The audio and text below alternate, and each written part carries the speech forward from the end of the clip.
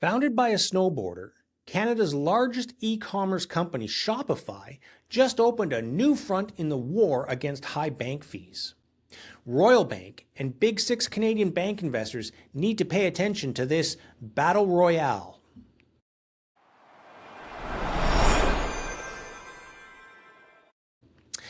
Royal Bank of Canada, born before Confederation, still sits atop the TSX with a market capitalization of about $246 billion. Shopify, just 19 years old, started by a snowboarder who couldn't find a good e-commerce software, is now the country's second largest public company, worth about $168 billion. Last week, Shopify unlocked USDC stablecoin checkout, as opposed to just Visa and Mastercard. With partners Coinbase and Stripe, a merchant can now take a digital dollar that moves 24/7 for pennies and entirely sidestep the Visa and Mastercard toll booths that have funneled billions in fees to Canada's Big Six banks for decades. When word leaked that Amazon and Walmart are exploring the same idea, Visa and Mastercard shares fell 5% in a single day. Then Washington passed something called the Genius Act. That's America's first stablecoin law, clearing a regulatory runway for what the Treasury Department calls a $3.7 trillion market by 2030. Imagine. Here's what the important point. Every payments player, from Amazon to RBC, now has to choose. Ride this new rail or watch volumes leak away. Let's bring it home. What do stablecoins mean for Royal Bank and the rest of Canada's Big Six banks? Well, first of all, swipe fee compression. Canadian merchants hand the Big Six roughly $2 billion a year in card fees. That number likely to go down. Also, deposit drift. A regulated interest-bearing digital loonie could tempt savers out of bank accounts. And a mere 3% leak would strip roughly $9 billion in cheap deposits from Royal Bank alone.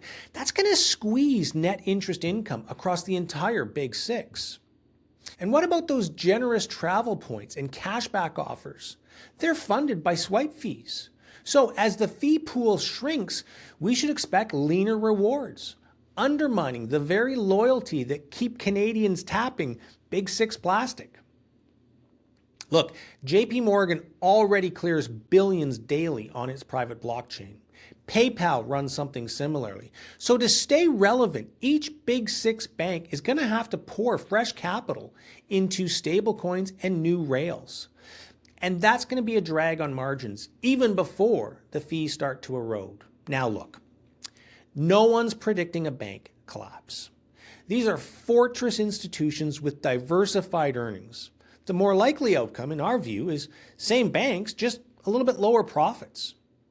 The Genius Act highlights a truth that longtime bank investors can't ignore. Payments are becoming software, and software is eating fees. Just as streaming upended cable bundles, stablecoins may unbundle the quiet toll booths that have long powered Canadian bank profits. As portfolio managers, we're not selling our Canadian banks, especially in income-generating portfolios.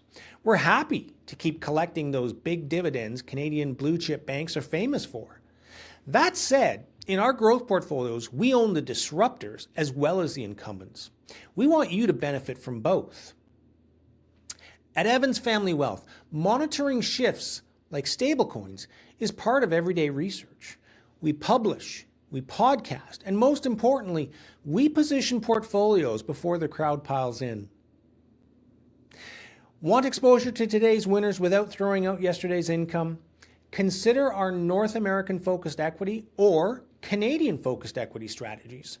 Links are in the description. Feel free to book a 30-minute call or just download the fact sheets and see how we're already allocating. If this briefing helped you, hit share so friends and colleagues can stay ahead of the curve too. Software is eating fees. Let's make sure it feeds your portfolio. I'm Glen Evans from Evans Family Wealth. We're here to help.